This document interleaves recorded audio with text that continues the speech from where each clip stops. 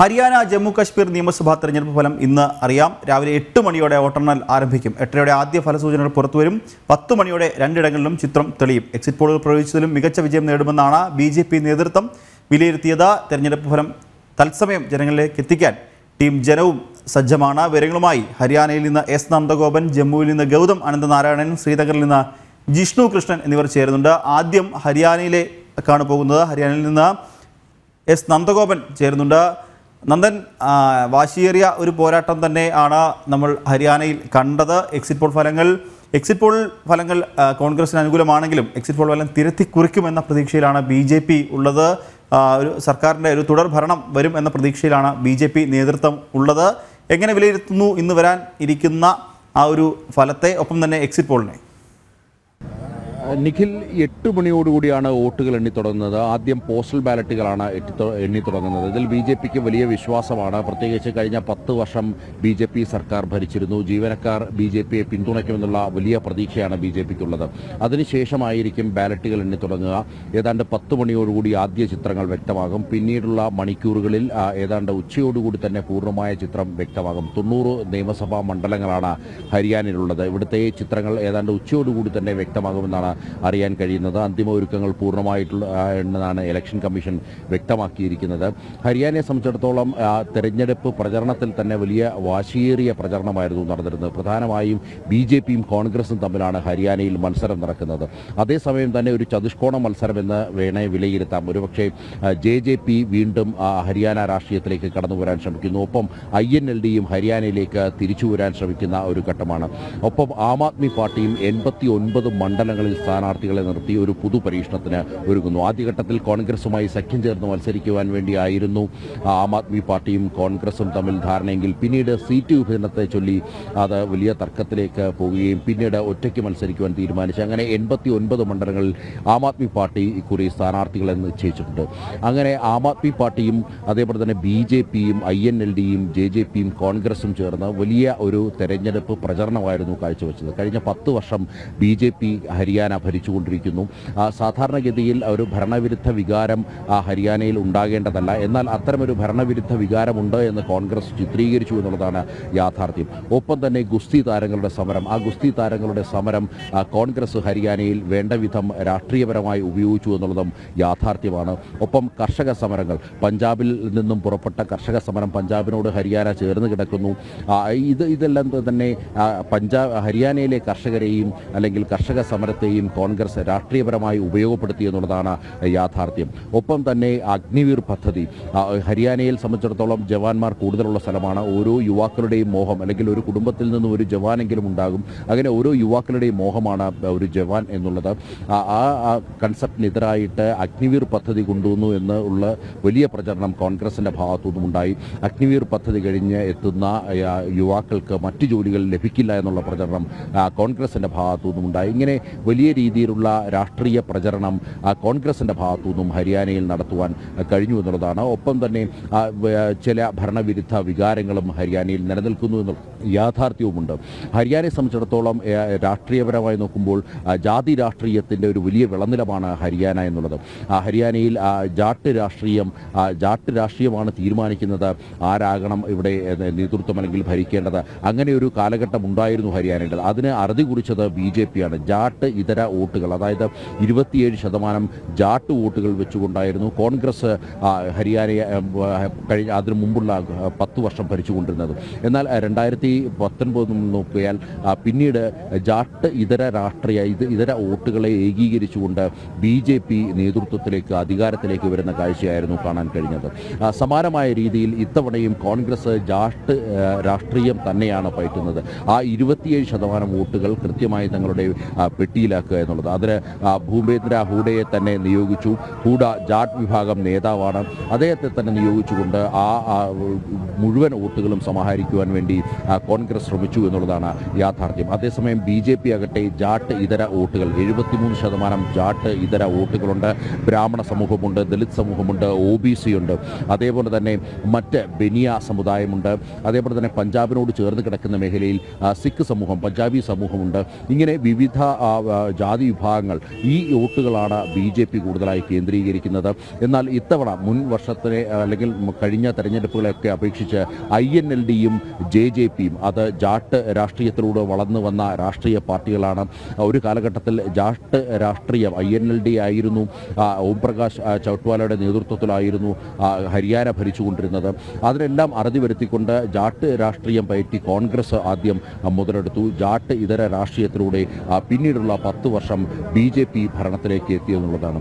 73% വരുന്ന ജാട്ട് ഇതര വോട്ടുകൾ അത് കൃത്യമായി തങ്ങളുടെ പെട്ടിയിൽ വീഴുമെന്ന് BJP പ്രതീക്ഷിക്കുമ്പോൾ ജാട്ട് വോട്ടുകൾക്ക് ഉപരി ജാട്ടിതര വോട്ടുകൾ കൂടി തങ്ങളുടെ പെട്ടിയിലാക്കുവാൻ വേണ്ടി INLDയും JJPയും ഇത്തവണ സഖ്യം ചേർന്ന് മത്സരിക്കുന്നു എന്നുള്ളതാണ്. INLD BSPയോടൊപ്പവും JJP ആസാദ് സമാജ് പാർട്ടിയോടൊപ്പവും ചേർന്ന് ഹരിയാനയിൽ മത്സരം കാഴ്ചവെക്കുന്നു. അതായത് ജാട്ട് വോട്ടുകൾക്ക് പുറമെ മറ്റ് ദളിത് വോട്ടുകൾ കൂടി തങ്ങൾക്കൊപ്പം എത്തിക്കുക എന്നുള്ള ലക്ഷ്യമാണ്. തീർച്ചയായിട്ടും കോൺഗ്രസിനെയും BJPയെ സംബന്ധിച്ചിടത്തോളം അത് വെല്ലുവിളിയാണ്. അതേസമയം തന്നെ 1, 2 അല്ലെങ്കിൽ 5 മണ്ഡലങ്ങൾ കൂടുതലൊന്നും വലിയ സ്വാധീനമുണ്ടാകുവാൻ INLDക്കും അതേപോലെ തന്നെ JJPക്കും സാധിക്കില്ല എന്നുള്ളതാണ് യാഥാർത്ഥ്യം. ഈ തെരഞ്ഞെടുപ്പ് എക്സിറ്റ് പോൾ ഫലങ്ങൾ വന്നപ്പോഴും അങ്ങനെയുള്ള ഒരു വിലയിരുത്തലായിരുന്നു ഉണ്ടായിരുന്നത്. പിന്നീടുള്ളത് ആം ആദ്മി പാർട്ടിയാണ്. ആം ആദ്മി പാർട്ടി 89 മണ്ഡലങ്ങളിൽ മത്സരിക്കുമ്പോഴും ഈ എക്സിറ്റ് പോൾ ഫലങ്ങൾ വന്നപ്പോൾ ആം ആദ്മി പാർട്ടിക്ക് കാര്യമായ നേട്ടമുണ്ടാക്കാൻ കഴിയില്ല എന്നുള്ള വിലയിരുത്തലാണ് ഉണ്ടായിട്ടുള്ളത്. മാത്രമല്ല പ്രചരണ ഘട്ടത്തിലെങ്ങും ആം ആദ്മി പാർട്ടി ഉണ്ടായിരുന്നില്ല, ചിത്രങ്ങളിൽ പോലും ആം ആദ്മി പാർട്ടി ഉണ്ടായിരുന്നില്ല എന്നുള്ളതാണ് യാഥാർത്ഥ്യം.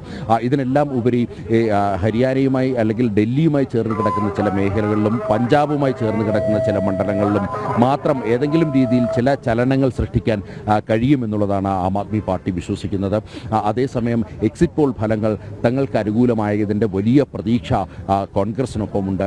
ഏതാണ്ട് 55 സീറ്റുകളോളം എക്സിറ്റ് പോൾ ഫലങ്ങൾ കോൺഗ്രസിന് പ്രതീക്ഷിക്കുന്നു. അങ്ങനെ കോൺഗ്രസ് സർക്കാർ രൂപീകരണ ചർച്ചയിലേക്ക് പോലും കടന്നു എന്നുള്ളതാണ് യാഥാർത്ഥ്യം. AICC ആസ്ഥാനം കേന്ദ്രീകരിച്ചുകൊണ്ട് ഭൂപേന്ദ്ര ഹൂഡ ഇതിനോടകം തന്നെ എത്തി ഇതുമായി ബന്ധപ്പെട്ട ചർച്ചകളിലേക്ക് കടന്നിരുന്നു. ഒപ്പം വലിയ പ്രതീക്ഷ BJPയും പുലർത്തുന്നുണ്ട്. എക്സിറ്റ് പോൾ ഫലങ്ങളിലല്ല തങ്ങൾക്ക് വിശ്വാസം, ജനങ്ങളിലാണ് എന്നുള്ളതാണ്. ഫലം വരുമ്പോൾ EVM മെഷീനുകളെ കുറ്റം പറയരുത് എന്നുള്ളതാണ് മുഖ്യമന്ത്രി നയാബ് സിംഗ് സൈനി വ്യക്തമാക്കിയത്. വലിയ പ്രതീക്ഷകൾ BJP വെച്ചു പുലർത്തുന്നത് BJP മുന്നോട്ട് വെച്ച അല്ലെങ്കിൽ കഴിഞ്ഞ 10 വർഷക്കാലം BJPയുടെ ഭരണം, ഒപ്പം തന്നെ നരേന്ദ്രമോദി സർക്കാരിൻ്റെ വ്യക്തിപ്രഭാവം അല്ലെങ്കിൽ ആ തിളക്കം, ഇതിനെല്ലാം ഉപരി ഈ തെരഞ്ഞെടുപ്പ് പ്രകടന പത്രികയിലൂടെ ഹരിയാനയുടെ സമഗ്രമായ വികസനം BJP മുന്നോട്ട് വെക്കുന്നു. അങ്ങനെയാണ് BJP ജനങ്ങൾക്ക് മുന്നിൽ വോട്ട് തേടിയത്. ലഡോ ലക്ഷ്മി യോജന പ്രകാരം സംസ്ഥാനത്തെ എല്ലാ സ്ത്രീകൾക്കും 2100 രൂപ വീതം മാസം നൽകുവാൻ വേണ്ടി തീരുമാനിച്ചു. അതേപോലെ തന്നെ ഗ്രാമങ്ങളിൽ താമസിക്കുന്ന വിദ്യാർത്ഥികൾക്ക് കോളേജുകളിലേക്കും മറ്റും പോകുവാൻ വേണ്ടി സ്കൂട്ടർ നൽകുന്ന പദ്ധതി, അതേപോലെ തന്നെ സൗജന്യമായി യാത്രാ ഫീസ് നൽകുന്ന പദ്ധതി, MBBSനും എഞ്ചിനീയറിംഗ് കോളേജിനും പഠിക്കുന്ന വിദ്യാർത്ഥികൾക്ക് സൗജന്യമായി യാത്ര, ഇങ്ങനെ നിരവധി പദ്ധതികൾ വെക്കുന്നുണ്ട്. ഒപ്പം അഗ്നിവീർ കഴിഞ്ഞെത്തുന്ന മുഴുവൻ ആൾക്കാർക്കും ജോലിയിൽ റിസർവേഷൻ അടക്കം ആണ് BJP മുന്നോട്ട് വെക്കുന്നത്. 29 നാണ്യവിളകൾക്ക് താങ്ങുവില പ്രഖ്യാപിച്ചു. പ്രധാനമായും ഇതൊക്കെ ഉൾക്കൊള്ളിച്ചുകൊണ്ട് അല്ലെങ്കിൽ തെരഞ്ഞെടുപ്പ് പ്രകടന പത്രികയിൽ ഇത് ഉൾക്കൊള്ളിച്ചുകൊണ്ടാണ് BJP ഹരിയാനയിലെ ജനങ്ങൾക്ക് മുന്നിൽ വോട്ട് തേടിയത്. ശരി നന്ദൻ, തുടരുക. ഹരിയാനയിലെ അപ്ഡേറ്റുകൾക്ക് വേണ്ടി നന്ദനിലേക്ക് തിരിച്ചു വരാം. ഇപ്പോൾ ജമ്മുവിൽ നിന്ന് ഗൗതം അനന്തനാരായണൻ കൂടി ചേരുന്നുണ്ട്. ഗൗതം, ആർട്ടിക്കിൾ 370 ഇത് റദ്ദാക്കിയതിന് ശേഷമുള്ള, അതായത് കശ്മീരിൻ്റെ പ്രത്യേക അധികാരം റദ്ദാക്കിയതിന് ശേഷമുള്ള ആദ്യ തെരഞ്ഞെടുപ്പാണ്. വന്ന എക്സിറ്റ് പോളുകളൊക്കെ നോക്കുകയാണെങ്കിൽ ആർക്കും വ്യക്തമായ ഭൂരിപക്ഷം ഇല്ല എന്ന് എക്സിറ്റ് പോളുകളൊക്കെ പറയുന്നുണ്ട്. എന്തൊക്കെയാണ് കശ്മീർ അല്ലെങ്കിൽ ജമ്മുവിൽ അല്ലെങ്കിൽ ജമ്മു കാശ്മീർ ആ ഒരു തെരഞ്ഞെടുപ്പുമായി ബന്ധപ്പെട്ട് ഇന്ന് വരാനിരിക്കുന്ന ഫലം സംബന്ധിച്ച് എക്സിറ്റ് പോളിൻ്റെ ഒരു വിലയിരുത്തൽ? ഇനിയും തെരഞ്ഞെടുപ്പിന്റെ ഫലം വരാൻ ഏതാണ്ട് 1.5 മണിക്കൂർ മാത്രമാണ് ശേഷിക്കുന്നത്. ഞാൻ നിൽക്കുന്നത് ജമ്മു സർവകലാശാലയ്ക്ക് മുന്നിലാണ്. ജമ്മു റീജിയണിലെ പ്രധാനപ്പെട്ട ഏതാണ്ട് 26 സീറ്റുകൾ, ആകെ ഈ റീജിയണിൽ 43 നിയമസഭാ മണ്ഡലങ്ങളാണ് ഉള്ളത്. അതിൽ 26 സീറ്റുകളുടെ കൗണ്ടിംഗ് നടക്കുന്നത് ഞാൻ നിൽക്കുന്ന ഈ ജമ്മു സർവകലാശാലയ്ക്ക് അകത്താണ്. ഇപ്പോൾ സുരക്ഷാ ഉദ്യോഗസ്ഥർ ഈ കൗണ്ടിങ്ങിൽ ഭാഗമാകുന്ന ഉദ്യോഗസ്ഥരെയും മറ്റും പരിശോധനയ്ക്ക് ശേഷം ഈ സർവകലാശാലയ്ക്ക് അകത്തേക്ക് കടത്തിവിടുന്നു. 8 മണിക്ക് തന്നെ ജമ്മു കാശ്മീരിലും നിയമസഭാ തെരഞ്ഞെടുപ്പിൻ്റെ വോട്ടെണ്ണൽ ആരംഭിക്കും. എക്സിറ്റ് പോളുകളുടെ ഫലം പരിശോധിക്കുകയാണെങ്കിൽ ഈ തവണയും ജമ്മു കാശ്മീരിൽ ആർക്കും കേവല ഭൂരിപക്ഷം ഉണ്ടാകാൻ സാധ്യതയില്ല എന്ന വിലയിരുത്തലാണ് മിക്ക എക്സിറ്റ് പോളുകളും നടത്തുന്നത്. പല എക്സിറ്റ് പോളുകളും ഏറ്റവും വലിയ കക്ഷിയായി ചൂണ്ടിക്കാണിച്ചത് നാഷണൽ കോൺഫറൻസിനെയാണ്. ഇത്തവണ നാഷണൽ കോൺഫറൻസ് കോൺഗ്രസും സഖ്യമായാണ് തെരഞ്ഞെടുപ്പിനെ നേരിടുന്നത്. അതിനാൽ നാഷണൽ കോൺഫറൻസിന് 30-നും 36-നുമൊക്കെ ഇടയിൽ സീറ്റുകൾ ലഭിക്കുമെന്നത് സംബന്ധിച്ചുള്ള വിലയിരുത്തൽ പല എക്സിറ്റ് പോളുകളും നടത്തുകയുണ്ടായി. കോൺഗ്രസിൻ്റെയും കൂടാതെ ഈ സഖ്യത്തിൻ്റെ ഭാഗമല്ലാത്ത PDPയുടെയും ഒക്കെ സീറ്റുകൾ ഒരുമിപ്പിച്ചുകൊണ്ട് ഒരു സർക്കാർ രൂപീകരണത്തിന് ശ്രമം നടത്തും എന്നാണ് ഒമർ അബ്ദുള്ളയെ പോലുള്ള നാഷണൽ കോൺഫറൻസിൻ്റെ നേതാക്കൾ വിശദീകരിച്ചിരിക്കുന്നത്. എന്നാൽ BJP ക്യാമ്പും ആത്മവിശ്വാസത്തിൽ ഒട്ടും പിന്നിലല്ല. BJP ഇപ്പോഴും ചൂണ്ടിക്കാണിക്കുന്നത് ഒരു 25-നും 30-നും ഇടയിൽ സീറ്റുകൾ BJPക്ക് ജമ്മു കാശ്മീരിൽ ഉണ്ടാകും. പ്രത്യേകിച്ച് ജമ്മു റീജിയനിൽ 25-നും 30-നും ഇടയിൽ സീറ്റുകൾ നേടിക്കൊണ്ട് ഏറ്റവും വലിയ ഒറ്റക്കക്ഷിയായി BJP മാറും എന്നാണ് പാർട്ടി നേതൃത്വം വിശദീകരിക്കുന്നത്. ഇന്നലെ വൈകുന്നേരവും ജമ്മുവിലെ BJP ആസ്ഥാനത്ത് ജമ്മു കാശ്മീരിൻ്റെ തെരഞ്ഞെടുപ്പ് പ്രഭാരിയായ റാം മാധവ് ഉൾപ്പെടെയുള്ള നേതാക്കൾ എത്തിയിരുന്നു. മുതിർന്ന നേതാക്കളുമായി റാം മാധവ് കൂടിക്കാഴ്ച നടത്തി. ആ കൂടിക്കാഴ്ചയിലും BJP ക്യാമ്പിൻ്റെ ആത്മവിശ്വാസം 25-നും 30-നും ഒക്കെ ഇടയിൽ സീറ്റുകൾ നേടിയ ഒരു നിർണായക ശക്തിയാകും. പിന്നെ ബാക്കി സ്വതന്ത്രർ ജമ്മു വാലിയിൽ നിന്നുള്ള സ്വതന്ത്രരെ കൂടി ഒപ്പം നിർത്തിക്കൊണ്ട് ഒരു സർക്കാർ രൂപീകരണം എന്നതാണ് BJPയുടെ ലക്ഷ്യം. 2014 ഏറ്റവും അവസാനമായി ജമ്മു കാശ്മീരിൽ നിയമസഭാ തെരഞ്ഞെടുപ്പ് നടന്നത്. 14-ലെ കണക്കുകൾ ഒന്ന് വേഗത്തിൽ പരിശോധിക്കുകയാണെങ്കിൽ അന്ന് 87 സീറ്റുകളിലേക്കാണ് തെരഞ്ഞെടുപ്പ് നടന്നത്. ഇന്ന് തെരഞ്ഞെടുപ്പ് നടന്നത് 90 നമുക്കറിയാം ഡീലിമിറ്റൈസേഷന് ശേഷം ജമ്മു കാശ്മീരിൽ സീറ്റുകളുടെ എണ്ണം വർദ്ധിപ്പിച്ചു. ജമ്മു റീജിയണിൽ 6 സീറ്റുകളും അതോടൊപ്പം തന്നെ കശ്മീർ വാലിയിൽ 1 സീറ്റുമാണ് വർദ്ധിപ്പിച്ചത്. അങ്ങനെ 90 എന്ന നമ്പറിലേക്ക് നിയമസഭ എത്തി. എന്തായാലും 2014 87 അംഗ നിയമസഭയിലേക്ക് നടന്ന വോട്ടെടുപ്പിൽ ഏറ്റവും വലിയ കക്ഷിയായത് മെഹബൂബ മുഫ്തിയുടെ പീപ്പിൾസ് ഡെമോക്രാറ്റിക് പാർട്ടിയാണ്. 28 സീറ്റുകൾ 2014 PDPക്ക് ലഭിച്ചിരുന്നു. തൊട്ടു താഴെ BJP രണ്ടാമത്തെ ഏറ്റവും വലിയ കക്ഷിയായി 25 സീറ്റുകൾ നേടി. BJPയുടെ ചരിത്രത്തിലെ തന്നെ ഏറ്റവും മികച്ച പ്രകടനമാണ് കഴിഞ്ഞ തെരഞ്ഞെടുപ്പിൽ കാഴ്ചവെച്ചത്. 25 സീറ്റുകൾ നേടിക്കൊണ്ട് രണ്ടാം സ്ഥാനത്ത് BJP നിൽക്കുമ്പോൾ നാഷണൽ കോൺഫറൻസിന് 15-ഉം കോൺഗ്രസിന് 12 സീറ്റുകളാണ് 2014 ജമ്മു കാശ്മീരിൽ ലഭ്യമായത്. പക്ഷേ പിന്നീട് സർക്കാർ രൂപീകരണം നമുക്കറിയാം. PDPയും BJPയും സഖ്യം ചേർന്നുകൊണ്ട് ഒരു സർക്കാർ ജമ്മു കാശ്മീരിൽ അധികാരത്തിൽ വന്നു. മെഹബൂബ